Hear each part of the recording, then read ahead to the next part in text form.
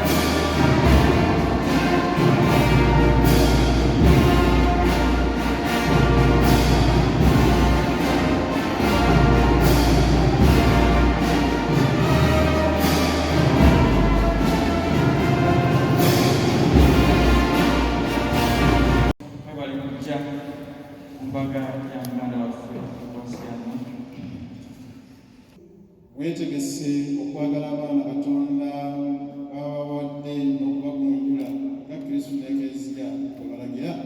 twetegese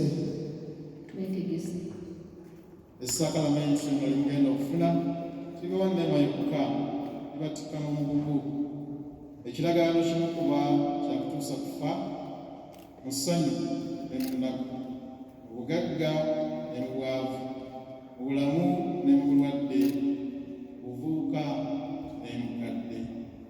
Omugugu tukkiriza okugwetikka. tukkiriza kasita enema ya Katonda weeri. tugukkiriza kasita enema ya Katonda weeri.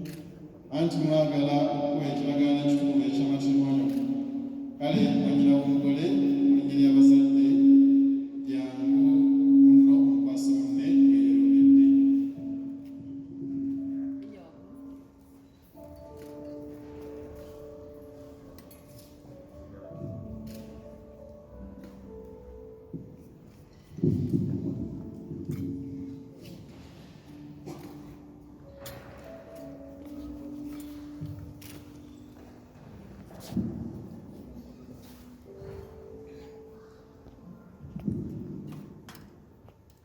Nzisema Mwanga John wasizza mutakumi wange kunsi ya Mwanga taata manyina zina songoloozi okubigamu okufuuka obutukuvu n'Eklezia Katolika bonna tulina amaamu.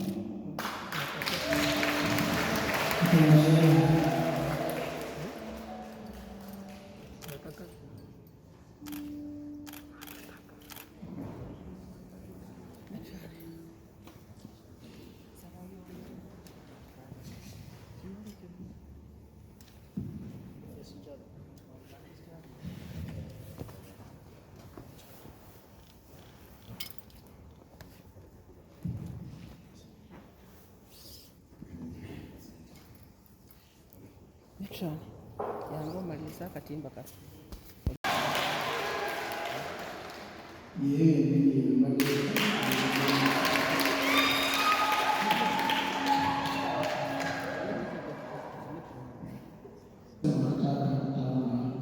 kufuna ulozi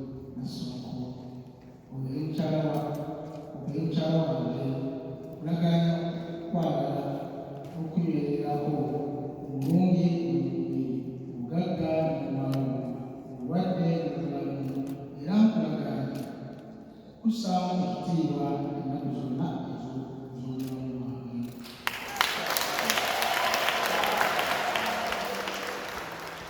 Nze Nassonkolozi nkufuna ggwe Onsiyano Lwakataba Mutawunga obeere mwami wange, nkulagaanya okukwagala n'okukwibeererako mu bulungi ne mu bubi, mu bugagga ne mu bwangu, mu bulwadde ne mu bulamu, era nkulagaanya okukussaamu ekitiibwa ennaku zonna ez'obulamu bwange.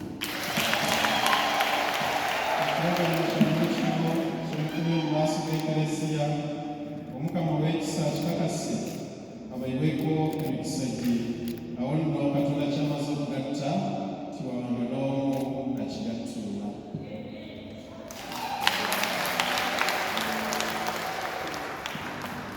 Abooluganda ffenna tweyimirire okubaga okukazina omukisa. Ayi Mukama olina okwegayirira kwange, Omukama abeere nammwe. Twegayirire. Ayi Katonda nnyo ekigambo ekitukuza kyonna, empeta zino ziwa omukisa bano banaazeeyambanga bw'ayagala nga tebeeradde na kwebaza olw'okwola erinnya ly'ettukuvu bayambe bafune obulamu obw'omwoyo n'obw'omubiri. Tukikusaba nga mu Kristo Mukama waffe. Kati tutuule.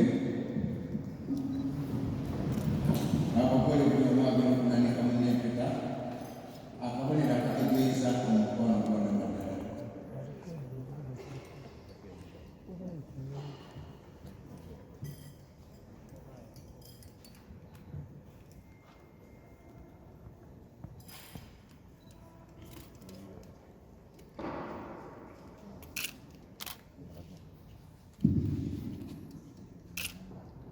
Munange Nassonkolozi okunandika empeta eno tegere nti ekwagala enda kunyumirako kusooka munyakati n'ebyamaana era n'omutukuvu.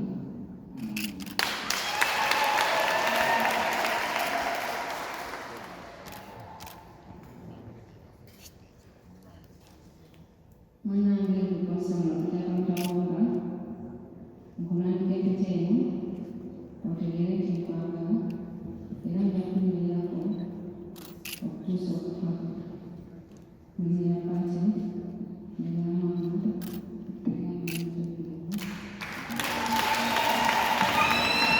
Waliwo babiri mu erinnya lya Paati n'ery'Amaana n'ery'Amwoyo Omutuukirivu.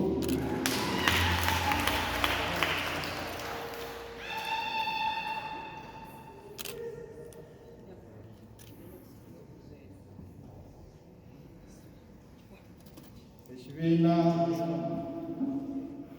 ky'abantu abali wano bonna mbanjulira abagole abafumbo abajja ennyo Onsiyano ne Rose Lwakataba.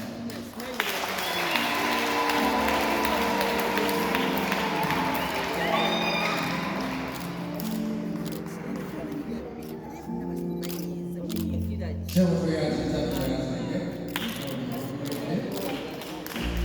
Kakati omukolo gugenda okuddawo.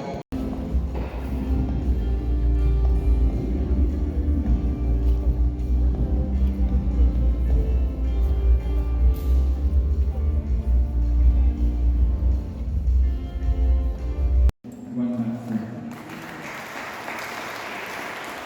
Mu ngeri y'enjawulo twebaza n'omutambisa waffe omukulu Father Bonaventure Ssenyansi Waswa kakwera mu kifo eky'Ennamugongo Ssebufaala, ate ng'atambulisa Ssebufaala tusanyusa okulaba ate twebaza n'okukulembera omukolo omulungi bw'otyo okugatta abagole.